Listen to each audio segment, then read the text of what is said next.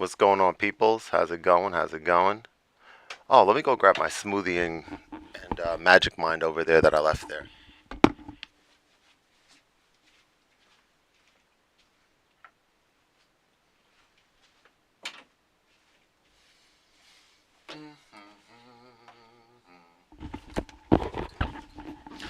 All right, I kind of want to do a little practice of Clair de Lune right now, so I think that's what we're going to start with. Oh, this is a little far back. There we go. Let's pull up the live stream so we can monitor chat and such. Okay, looks good, sounds good. So I did this a little bit different. I created the live stream on YouTube and scheduled it so that I could have ads if I need them. So that's one thing. I also have control over who can chat. So I have subscriber only mode on. So only if you're a subscriber will mean that you can chat. And let's see if that's a good or bad thing. All right, let's give this a go.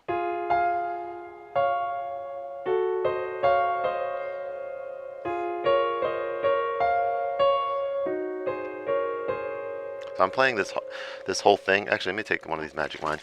I'm gonna play this whole thing off of memory, because I'm monitoring chat here on my iPad. I don't have like the sheet music or anything in front of me.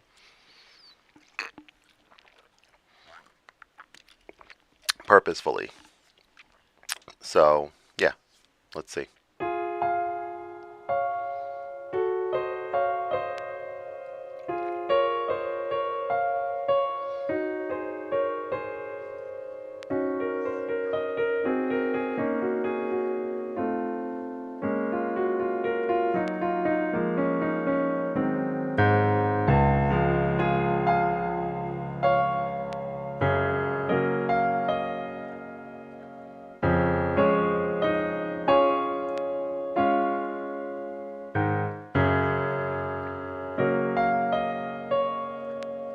Hearing a little click every few seconds. I'm curious. Let me stop playing.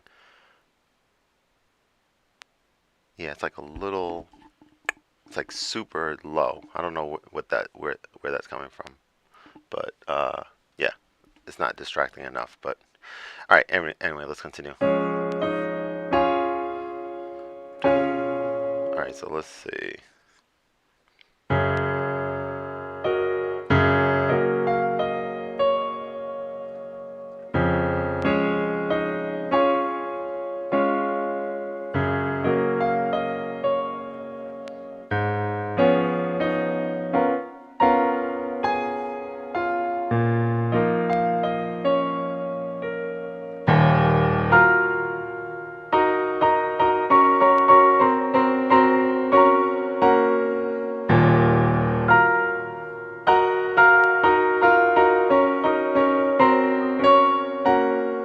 Then it's like, okay, it is a little distracting, this clicking sound.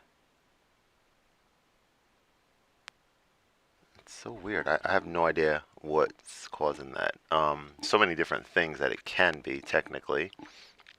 I guess I'll just have to monitor for next time. All right, let's see. Let me see if I turn this down. What if I turn like the microphone off? Hang on one second. Let's see. Pad, loopback on, off. What if I turn loopback off? Hang on one sec. Nope, same thing. Yeah, I don't know. I'm not sure. All right, we're just gonna continue. So then it's okay,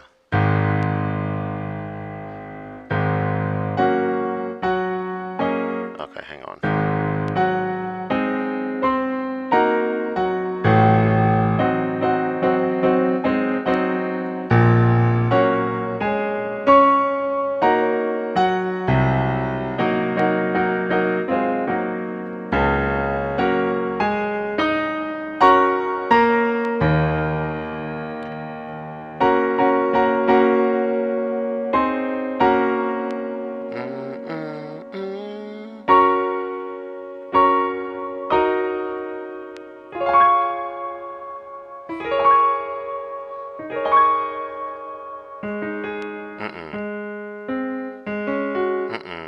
has the last part?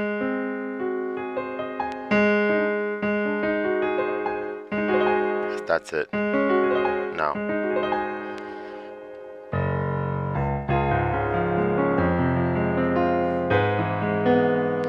That part I need to do a little bit slower, so.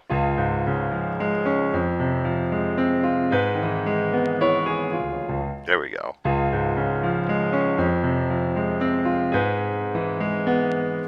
Boom, boom, boom, boom, boom, boom. Yo, Senseeker, what's happening, man? How are you? Thanks for joining. I feel you on that. What time is it? Are you on the West Coast?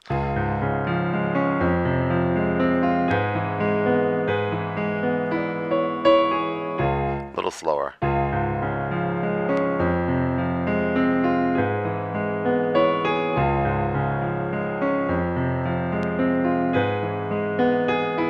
And then.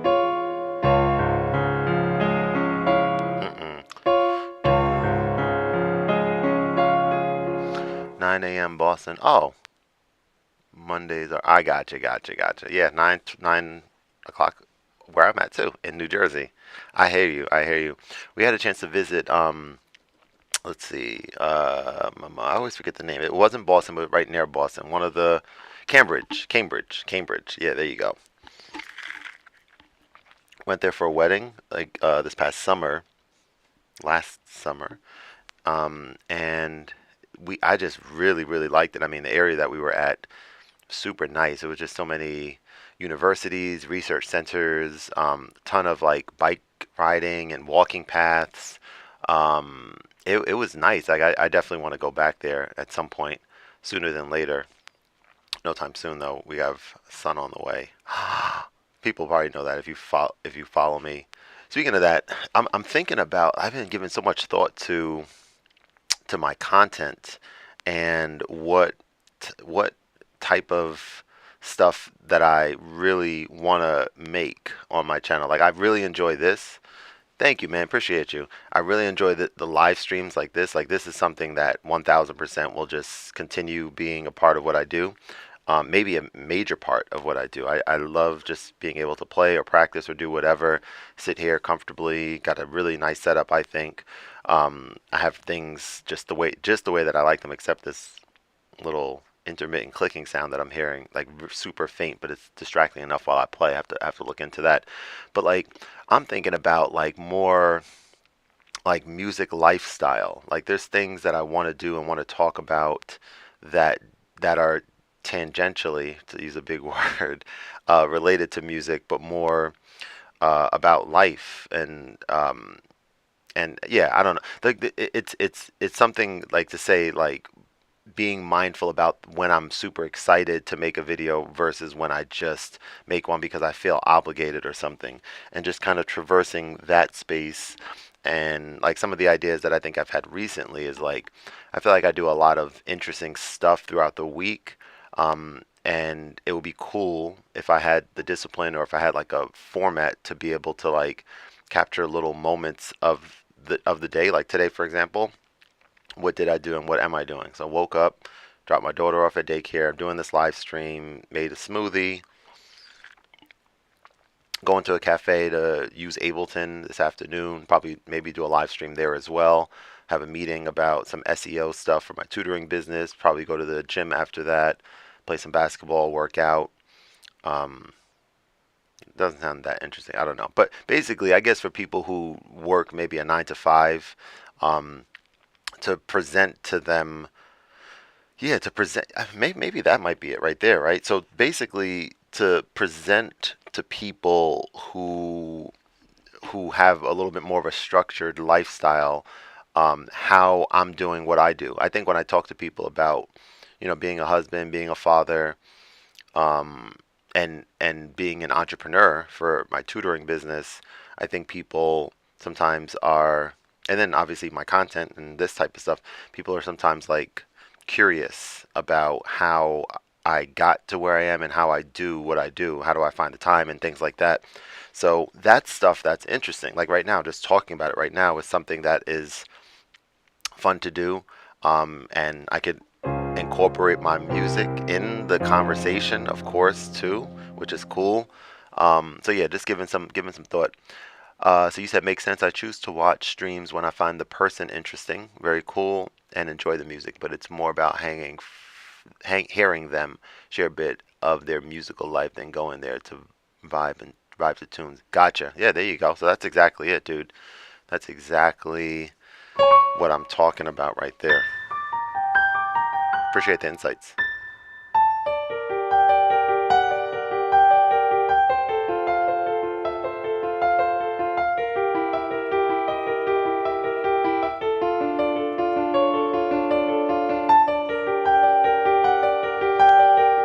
Mm. Oh yeah. So I got to get that part right there. Let's see.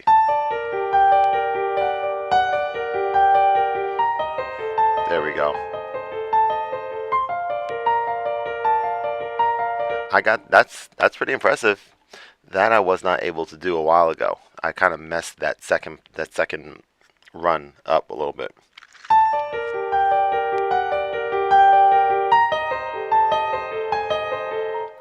We need a harp too. Let's find a harp. So we can type in harp on this keyboard. Mm. Oh, wait.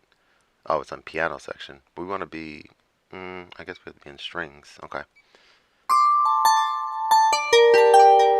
Too much. No. No. Harp is chord. Concert harp. That's pretty good.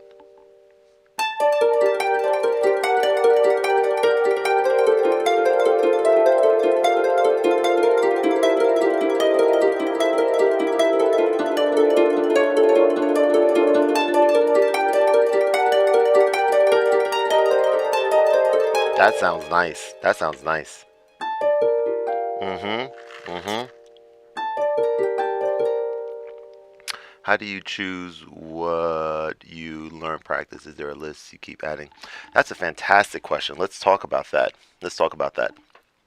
So there's two different avenues for me when it comes to learning music, and one of them is learning sheet music, right? So learning. Dang, I haven't played this in a minute. Let me see. Hang on. Performance live. So. There we go.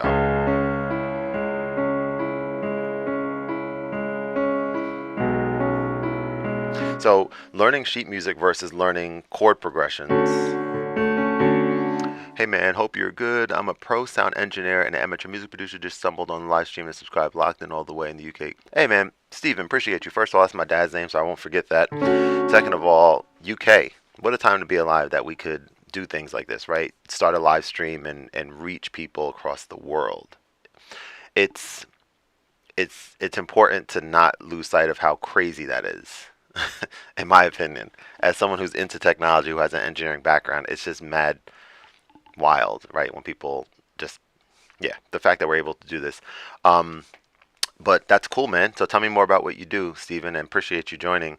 But to get to the question about my music, so let's about how I learn what to practice. So it's not as structured as I think I want it to be, but there's a couple things, right? So one of them is, like I mentioned, like learning sheet music. That's one thing that I currently I'm learning Clair de Lune by Debussy, French composer from the 1800s.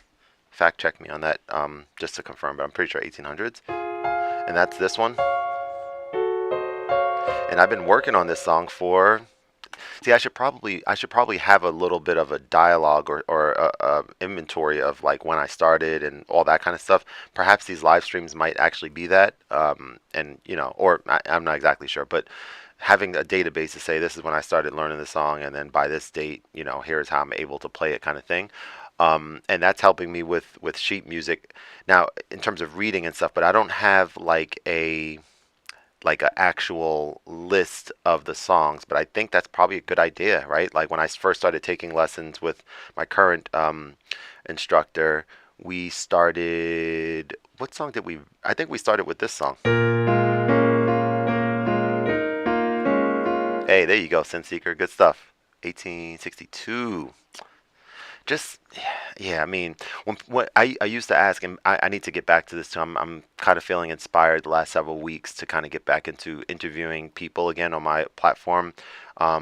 I'm even thinking about people like you guys, right? People who I see show up to my live streams who, if they're interested in putting themselves out there, um, to chat with them like that's been something, one of the ongoing, just nonstop ideas and stuff that I have. But to talk to people who, have a sizable audience, who other people would want to hear what they have to say, and then people who may not have that audience, but who I would love to hear what they have to say, and create a dialogue and stuff. So, um, so the point about that is when I used to do these interviews a lot more regularly, I talked about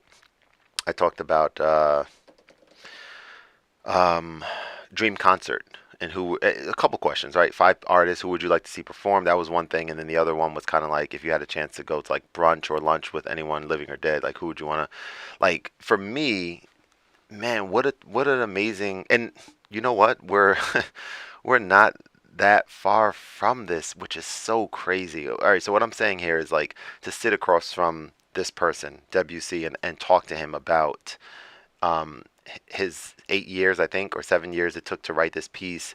What was going on in his mind during that time? Was it, did he have any idea that, centuries later and centuries to come, even from now, that people are still going to be learning this song and it's going to be considered one of the greatest, compositions of all time? I don't know. Came at a time where his music was very different, right? It was very, very different music than what else was out there at the time. And let me plug this in. This is getting a little low. Oh, let's hit disconnect. We don't need that on. Although it's actually kind of interesting. Oh, I just thought of something. Um, hmm. I thought that there's a way for me to, to use this. Oh man, so many different things. Was it at the time, or was it at the time, or was his talent only really found after his life? So that's the question, right? Yeah. So from my knowledge, he was, yeah, it was just he was definitely talented, and it was known that he was talented. But by and large, like his fame came after the fact.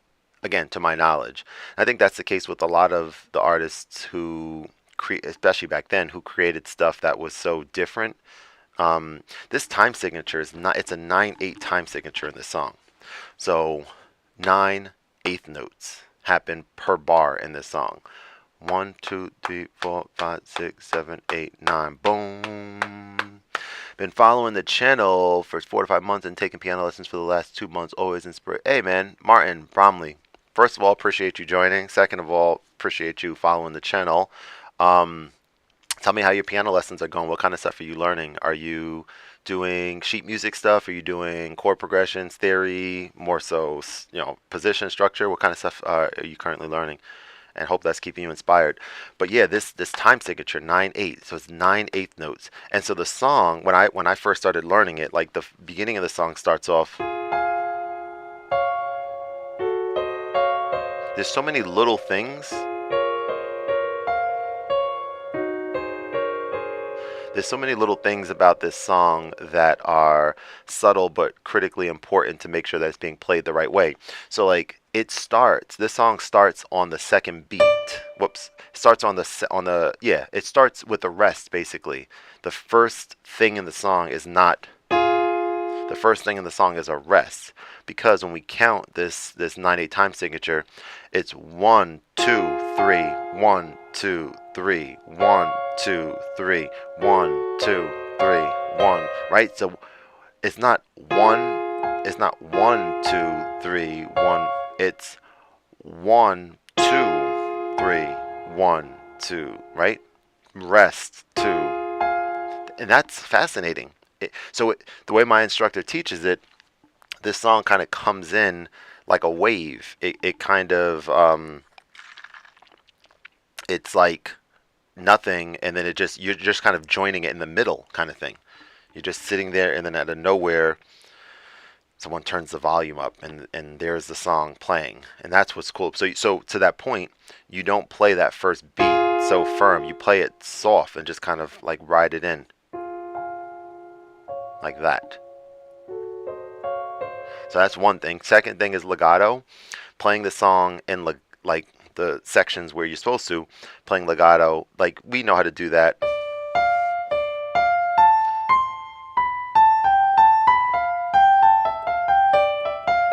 Not letting go of the previous note until the next note is held. Okay, fine. Single notes is easy enough. But what about when you're playing multiple note legato? That was a kind of not new, but somewhat new thing for me.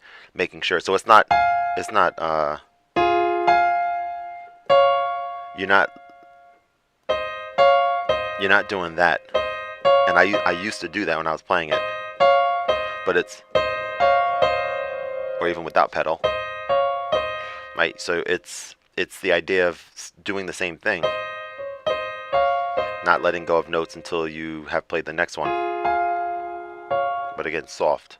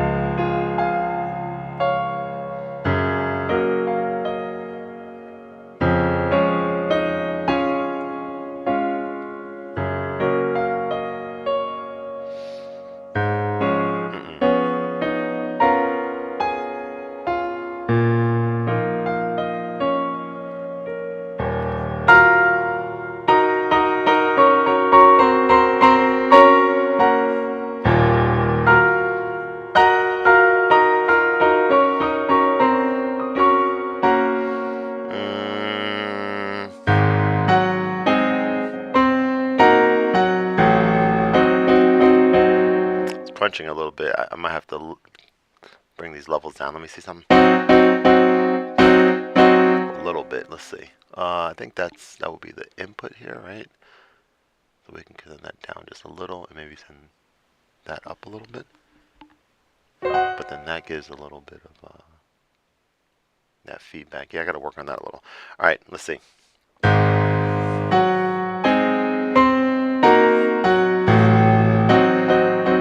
So you start low and you build it like it becomes more grand. So start kind of like, let me see.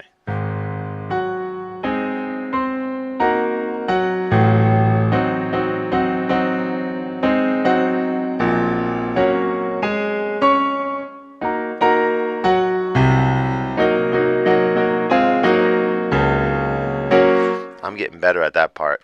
Let's do this again.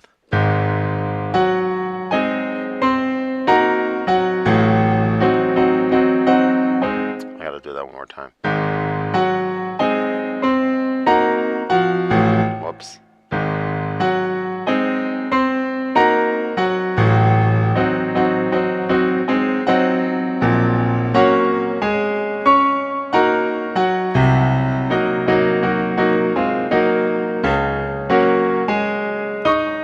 I gotta count the rhythm a little bit better.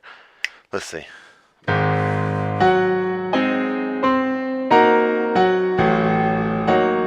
One more time.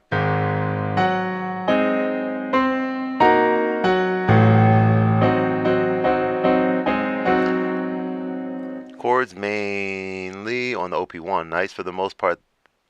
For most of that time, and now more melody and training my ear on pieces that I love. That's awesome, man. Very cool, very cool, very cool. Yeah. Yeah, I've been using my OP1 sparingly lately, but when I do use it, it's very meticulous. There's been so many different ways that I use that device over the past, year and a half that I've owned it. Right now it's sitting, semi-permanently on my Nord piano upstairs. The Nord piano is my favorite place to play the piano, aside from, an acoustic piano, of course. But my favorite, way of playing. Like, what am I trying to say? It's my favorite key bed. It's the best sounds. It's just, I just love it so much. But there's no way to like record stuff on there, right? So I have it set up with the OP1 upstairs where I have the line in going into the OP1 field from my Nord, and I have headphones coming out of the OP1 field, and I can just play chords, play melodies, play experiment, explore, whatever, record to tape, and then and what I'm doing actually, and I have to maybe do it more and more consistently, but is like creating Khordmaster OP1 field tapes that I am giving, not giving away, but having it as a part of my channel memberships on my YouTube channel here. So people who are subscribed for $5 a month have access to certain things, right? Exclusive live streams, access to that when I'm what I'm just describing, so they could then take these files and put them in their OP1 field or their DAW of choice, because it's of course WAV files, and chop them up and do things to them and stuff. So it's kind of like a easy and fun way for me to just, yeah, get my ideas out there without having to worry about making them something final. But maybe someone out there might say, "Oh, this is incredible." Like sometimes maybe some of the tapes might just be me practicing this, and there's like a section of it which is like so good. People are like, "Oh, yeah, I'm gonna sample this." And then sometimes maybe it's just no practice. It's just like exploration, and I'm just doing all kind of crazy stuff. And there might be nothing good in there, nothing worth using for one person, but someone else may look and be like, "Oh, wow, at the 3 minute mark there's like a crazy whatever chord progression or something." So that's kind of what I'm thinking about, but still figuring the details out. But you guys feel free to take a look. I think hopefully, I don't know how easy it is wherever you guys are watching this right now, but hopefully on YouTube, on your phone or your computer, wherever, there's an easy enough way to see channel memberships, a join button instead of the subscribe button. So feel free to check that out. So you said I split my focus. Synth Seeker says I split my focus between making music and collecting synths. I do both happily. I don't have a workstation, however, and so watching you here create some gear. Okay, very cool, very interesting. So yeah, workstation. So the jury is still out for me on this keyboard in terms of if it's exactly what I want. I mean, gear acquisition syndrome is a big thing, and that's really cool that you own a lot of different synths. And when I owned when I had the Phantom here in the studio, the Roland Phantom, the thing that keyboard did that this doesn't, I think, is I was able to create full songs on the keyboard itself. And for me, I've tried so many different times to like connect whatever workstation I'm using to like a DAW, or just basically say, oh, a lot of people say that like the workstation building songs from scratch on a workstation standalone is not really a thing anymore. But for me, it certainly is. Having to not sit in front of a computer to make something, whether it's a musical idea or a full track, is like still where it's at for me. And this keyboard, I'm still learning the workflow, but so far it's like nowhere near as robust, I think, as the Roland Phantom. So that's one thing that this doesn't have. Maybe in the future they'll continue updating this and stuff. But I think one of these days, sooner than later, I just need to kind of sit down here, and maybe one of these live streams will be about me using this in a way of not playing stuff, but like just exploring how to get musical ideas started and record them, and see if you can actually get something that sounds halfway decent on here, um, like recorded type thing. So that's still to come. I connected it to my portable Grand as MIDI. Okay. Started recording yesterday. That with the TX6 feels like a recording studio. Let me wrap my brain around this. So you said you connected it to my portable Grand. First of all, a portable Grand, you got to tell me more about what that means. Are you saying, excuse me, it's not portable? You're saying like a baby Grand? Is that what you're describing? Like you have an acoustic piano in your house? I think that's what you mean. Let me know. But then again, you say as MIDI. So maybe you have like a portable MIDI controller. Yamaha. Okay. And started recording yesterday that with the TX6. The TX6 is incredible. I have mine right over here actually. And I'm still like, again, there's just, because I have access to so much stuff, I'm just, it's a gift and a curse, right? Because sometimes I'm just like when I was using this here with my phone here that's charging right now, with the M1 headset from Teenage Engineering, and just being like, all right, this is my setup that I'm creating content with moving forward. It works so well as a content creation station. Rhymes, whatever. But I haven't really used this as much lately because of what is inspiring me lately, which is Ableton when I'm out and about. So I don't really need this at this moment with Ableton, because when I'm recording stuff into Ableton, when I'm outside and at cafes and stuff, I just use my CM15 microphone connected to USB, and it's like all set. It's all good to go with that. Um, So I'm still figuring this out. I think so. Over here, I have this Roland Go Mixer Pro, and I have this routed in a way that works super well with this setup, which is to say I have analog outs coming out of this keyboard going into the analog in over there. And as I'm thinking about this, I may even consider trying. So essentially, okay, yeah. So I have this roll and go mixer connected, and it has micro USB on it, which I don't like, but I have that connected to my Mac Studio, okay. And I have this headset, this gaming headset connected, which I think sounds, quite good for what it is. Like I think it sounds very good actually, like crisp sound and no complaints at all with the sound. I have a much more expensive microphone that I could route in a way to bring that microphone into this mix. But for me, I really value being able to move around like this and I have to move the mic. I just feel more free. So that trade-off of sound to convenience is something that I think about a lot. But I say all that to say the roll and go mixer, the reason, and I might try it again sooner than later, but let's see how I explain this. Because that roll and go mixer has 1/4 inch inputs, I can just connect 1/4 inch cables from this keyboard to that, and it works perfectly. This, of course, doesn't have 1/4 inch inputs, but of course it has, these, right? So I tried a couple different ways, these 3.5 millimeter. I tried a few different ways to connect, get an adapter, right? Just regular 3.5s to 1/4 inch adapters, plug it into the keyboard, and basically assign like, the first two channels to left and maybe that's why actually as I'm thinking about this. Oh, maybe that's the reason. Okay, so yeah, see, I have to figure this out, but ultimately I had them assigned both to mono, like left mono, right mono, turn these all the way up. Um, I think that might be the issue. Okay, as I'm thinking about this. So essentially, doing that and then using this gives me so much more flexibility. Like I would love to have this sitting here instead because I could, change volume, and I can route other things connected to this, my OPZ if I want it in this setup and stuff. But I think what I was not doing, and so ultimately it wasn't sounding like this. It didn't sound clear or good or anything. It was like it sounded a little bit weird. And I think what I might need to do as I'm thinking about this is I might have to have both of these set to mono. I might try it later today. And once one and two are both mono, I probably need to have one panned all the way to the left and then two panned all the way to the right. So now I have a mono track on one and two, one left mono, one right mono, creating a stereo sound. I think that's what I need to do, and I think I will try that later. And if that does work, then it reintroduces this back into the mix, because once this is in the mix, then I could add echo to my, or reverb to my voice. I can just utilize this in a way that makes a lot more sense for live streaming and stuff, which I don't.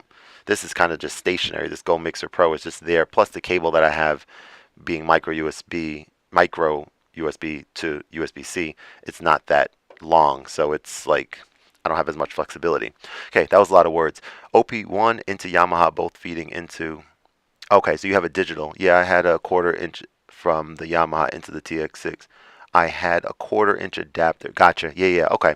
So I think I just figured it out just now, live. So I'm gonna do that and try that out maybe later.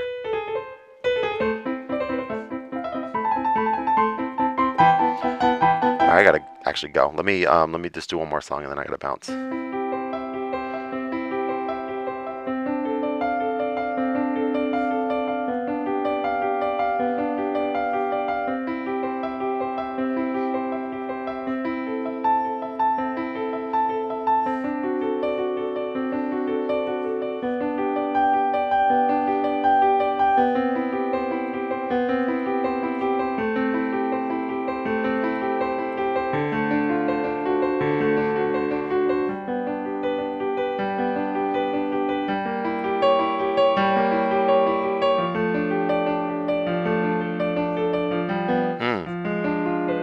Oh.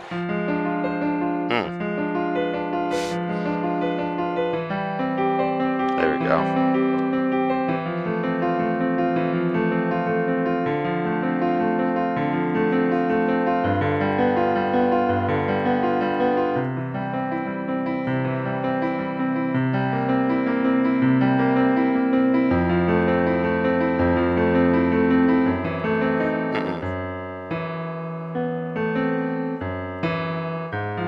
see.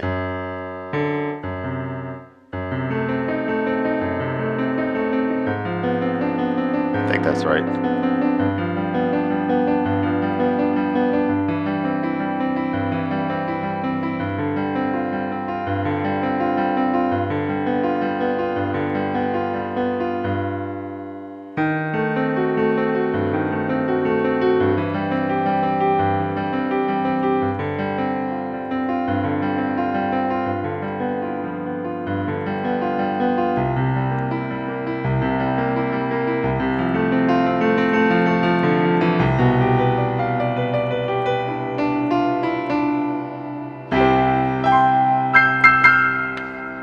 Thank you guys for joining. See you guys later. Peace.